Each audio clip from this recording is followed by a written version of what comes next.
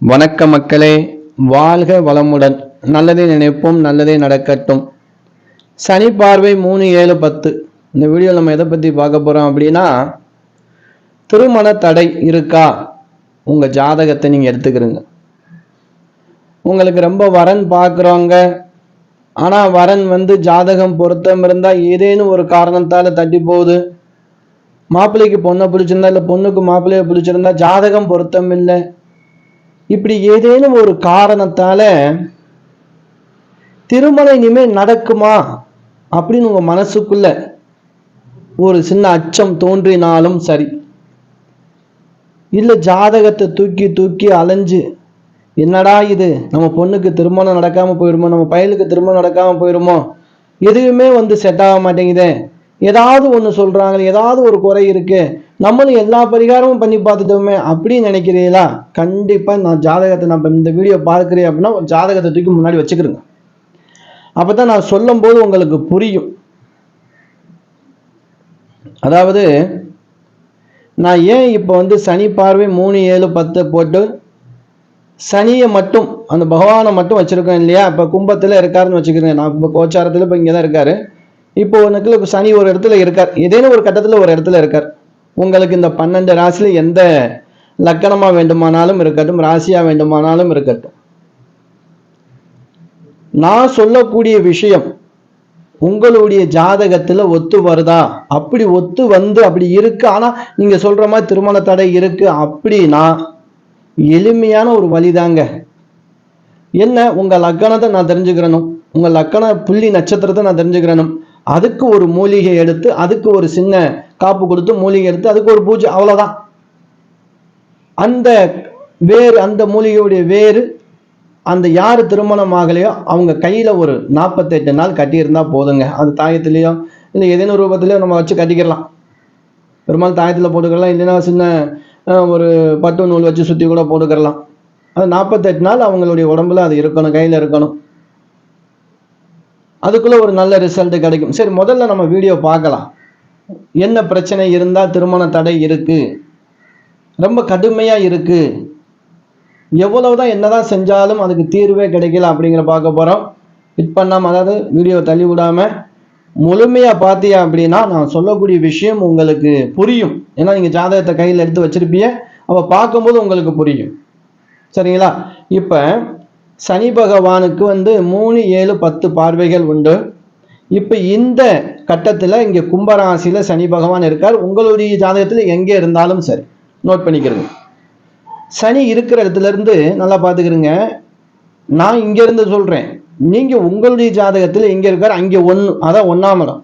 1, 2, 3, இந்த 3ஆம் இடம். சரிங்களா? ரைட், நோட் பண்ணிக்கிறேங்க. 3ல இருந்து பாருங்க, 3, 4, 5, 6, 7, 7ஆம் இடம். 8, 9, 10, 10ஆம் இடம். சரி, இப்படி நீங்க நோட் பண்ணி வச்சுக்கிறீங்க. இல்லைன்னா உங்க ஜாதகத்துல போட்டு இது மாதிரி நம்பர்லாம் போடாதீங்க. ஒரு பேப்பர் எடுத்து அதே மாதிரி நான் போட்ட மாதிரி ஒரு கட்டம் போட்டு உங்க கிரகம் எங்கெங்கெல்லாம் இருக்கோ அங்கெல்லாம் போட்டு இந்த சனி பகவானை மென்ஷன் பண்ணி இது மாதிரி ஒரு நோட், ஒரு பேப்பர்ல நீங்க இது மாதிரி எண்ணு கணிக்க போட்டுக்கிறோங்க. இந்த பார்வை இருக்குங்க. சரி, இப்ப நம்ம என்ன செய்ய போறோம் அப்படின்னா, இந்த இடத்துல இங்க பாருங்க, ஜாதகத்துல இப்படி இருக்கும். இதுக்கு பேரு தான் செவ்வாய். சரி, அப்படி 7ஆம் அங்கே ஒன்று போட்டுக்கிறோம், இங்கே ஒன்று போட்டுக்கிறோம். செவ்வாய் இந்த இடத்துலையும் போட்டுக்கிறோம். செவ்வாய் இப்படி சனி பகவானுடைய இங்கே சேர்த்துக்கலாம், சனி பகவானுடையும் நம்ம சேர்த்துக்கலாம் செவ்வாய். சரி, இப்படி நீங்க உங்களுடைய ஜாதகத்துல சனியோட சேர்ந்த இப்படி இருந்தா செவ்வாய்னு அர்த்தம். செவ்வாய் இருக்காரான்னு பாருங்க. இல்ல அவருடைய 3வது பார்வையில செவ்வாய் இருக்காரான்னு பாருங்க. இல்ல அவருடைய 7வது பார்வையில செவ்வாய் இருக்காரான்னு பாருங்க. இல்ல அவருடைய 10வது பார்வையில செவ்வாய் இருக்காரான்னு பாருங்க. இப்படி இருந்தாலும் திருமண தடை ஏற்படுத்தும். திருமணம் ஆயிருக்கிறவங்களுக்கும் பிரச்சனையை கொடுக்கும். எங்களுக்கு இல்லற வாழ்க்கையில சந்தோஷம் இல்லை, அடிக்கடி இரவு நேரங்களில் சண்டை வருது, அம்மா வீட்டுக்கு போயிடுறாங்க கோச்சுக்கிட்டு, ஒரு விதமான கோபத்தோட சண்டையோட இருக்கக்கூடியதும் இந்த திருமணம் ஆயிருந்தாலும் இது செய்யும். அப்போ இது திருமண தடையில இருக்கிறவங்களுக்கு இது இருந்தாலும் நம்ம நிவர்த்தி பண்ணிக்கிறலாம். அப்படி இன்னொன்னும் பாருங்க, இந்த செவ்வாய் ஒரு பக்கம் இருந்தாலும் இந்த சனியோட சேர்ந்து அப்படி ஷூ போட்டிருக்கோம். இது சுக்கிரன். இந்த 3வது இடத்துலையும் பார்த்துக்கிறங்க சுக்கிரன். இந்த 7ஆம் இடத்துலையும் பார்த்துக்கிறங்க சுக்கிரன். இந்த 10ஆம் இடத்துலையும் பார்த்துக்கிறங்க சுக்கிரன். செவ்வாய் சுக்கிரன் இருந்தாலும் சரி, இல்லை செவ்வாய் இருந்தாலும் சரி, இல்லை சுக்கிரன் மட்டும் தனிச்சு இந்த இடத்துல இவருடைய பார்வையில் உங்களுடைய ஜாதகத்தை நீங்கள் எடுத்து சனி எங்கே இருக்காரோ அந்த எண்ணிக்கை அப்படி நல்லா புரிஞ்சுக்கிறேன். அந்த 3, 7, 10 பார்வை உங்களுடைய ஜாதகத்தில் இங்கே இருந்தால் இங்கே 1, 2, 3 இப்படி கணக்கு போட்டுக்கிறேன். அப்படி இந்த கிரகங்கள் ஏதேனும் ஒன்று அந்த பார்வையில் இருந்தாலும் சரி, இல்லை சனி பகவான் இருக்கிற இடத்துல சுக்கிரனோ செவ்வாயோ இல்லை செவ்வாய் சுக்கிரன் சேர்ந்திருந்தாலும் சரி, இல்லற வாழ்க்கை அதாவது கசப்புத்தன்மை ஏற்படும், திருமணம் முழுக்க முழுக்க தடை ஏற்படுத்தும். வயசு அதிகமாய் சென்று போய் கொண்டிருக்கிறதுக்கு அதிக வாய்ப்பு இருக்கு. அப்ப இப்படி உங்க ஜாதகத்துல இருந்து நான் சொல்றது போல உங்களுக்கு திருமண தடை இருக்குல்ல, திருமணம் ஆயிருச்சு ஆனா கசப்புத்தன்மை இருக்கு, இல்லற வாழ்க்கையில சுகம் இல்லை, சந்தோஷம் இல்லை, பிரச்சனை, அடிக்கடி சண்டை போடுறாங்க, இந்த மாதிரி இருந்தாலும் இதுக்கு நிவர்த்தி உண்டு. நான் ஏற்கனவே சொன்னேன்ல, உங்களுடைய லக்கணப்பிள்ளி நட்சத்திரத்தை நான் தெரிஞ்சுக்கிறணும். அதற்கு உங்களுடைய திதி எல்லாம் வேணும், உங்க அரஸ்கோப்பே வேணும் எனக்கு. அப்படி இருந்தால் தான் அதற்கான மூலிகை எடுக்க முடியும். ஏன்னா இது முழுக்க முழுக்க மூலிகையை வச்சு செய்யக்கூடிய பூஜைகள் தான், சரிங்களா? அப்படி செய்யப்பட்ட மூலிகைக்கு அதுக்கு பூஜை பண்ணி உரியேற்றி அது உங்ககிட்ட வரும்போது கண்டிப்பாக இதோடைய தாக்கம் குறையும். ஏன்னா கிரகத்துக்கும் மூலிகைக்கும் தொடர்பு எக்கச்சக்கம் இருக்கு. இது ஒரு கிரகங்களுக்கு, ஏன்னா சில மூலிகைகள் பேர் சொல்லலாம், சில மூலிகை பேர் சொல்லக்கூடாது இல்லையா? உங்களுக்கு அந்த பலன் கிடைச்சதுக்கு அப்புறம் தான் ஆஹா இது இருக்கு அப்படின்னு நீங்க நம்புவீங்க. சரி, இப்படி இருந்தாலும் திருமணம் தடைபடும், பிரச்சனைகள் இருக்கும். இதே போல சனி செவ்வாய் சுக்கிரன் இவங்க உங்களுடைய லக்கணம் எதுவாக இருந்தாலும் சரி, அந்த இடத்தில் இந்த 3 கிரகமும் இருந்தால், இப்போ கும்ப லக்கணம்னு வைங்களேன், லா போட்டிருக்கோம், இதுதான் லக்கணம். இந்த லக்கணத்துல சனி இருந்து 7ஆம் இடத்தை பார்த்தாலும் திருமண தோஷம் ஏற்படுத்தும்.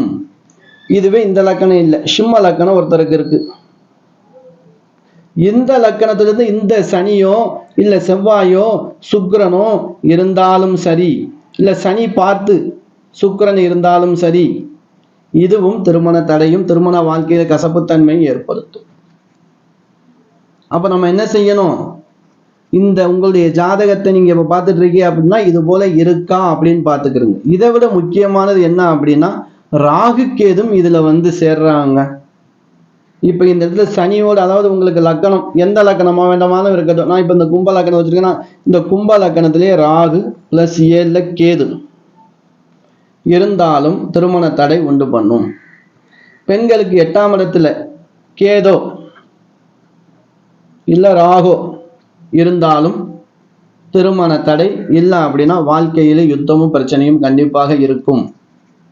அப்ப இதெல்லாம் உங்க ஜாதகத்துல இருந்துச்சு அப்படின்னா கண்டிப்பாக இதற்கு நீங்க எத்தனை பரிகாரம் பண்ணாலும் சரி, மூலிகை அப்படி எடுத்து நீங்க அந்த காப்பு, அந்த மூலிகை காப்புன்னு சொல்லுவாங்க, அது தாயத்து மூலியமா நம்ம கொடுத்துட்டு இருக்கோம். அது வேணும் அப்படின்னா, இது போல இருக்கு அப்படின்னா, வேணும் அப்படின்னா நான் முதல் கமெண்ட்ல என்னுடைய நம்பர் கொடுக்குறேன், நீங்க கான்டாக்ட் பண்ணுங்க. வேணுங்கிறவங்களுக்கு நாங்கள் இங்க இருந்த கொரியர் சர்வீஸ் பண்றோம்.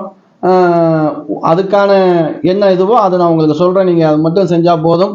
கண்டிப்பா பலன் கிடைச்சதுக்கு அப்புறம் நீங்க எங்களுக்கு செய்ய வேண்டிய மரியாதையை செஞ்சா போதும், சரிங்களா? அது போதுமான விஷயம். மற்றபடி இது பிஸ்னஸ்க்கு அதெல்லாம் கிடையாது. நல்ல விஷயம் நடக்கணும். இதை நடக்கிறவங்க இது போல நாங்கள் செஞ்சதுக்கு அப்புறம் நடந்திருக்கா அப்படின்னா கண்டிப்பாக எங்கள் யூடியூப் சேனலுக்கு ஒரு வீடியோ கண்டிப்பாக நீங்கள் கொடுக்க வேண்டியது இருக்குமா? அது போதும், அதுதான் தட்சணை எங்களுக்கு. மற்றபடி தட்சணைலாம் எங்களுக்கு பெருசாக வேணாம். நல்ல விஷயம் நடக்கணும். தெரியாத விஷயம், ரொம்ப பேருக்கு தடைகள் இருக்கு, தடைகளை நிவர்த்தி பண்ணுவோம். கண்டிப்பாக நல்ல விஷயம் நடக்கும். திருமண தடைக்கு இனிமேல் முற்றுப்புள்ளி வைக்க போகிறோம். மிகப்பெரிய மாற்றத்தை எதிர்பார்க்கலாம். வணக்கங்க. உங்களிடம் இப்பொழுது விடைபெற்றுக் கொள்கிறேன். அடுத்த வீடியோவில் கண்டிப்பாக இது போல புதுமையான விஷயங்கள், நல்ல விஷயங்களோடு நான் சந்திக்கிறேன். உங்கள் ஈஸ்வரன் சீதாராம ஜோதிடர். வணக்கம்.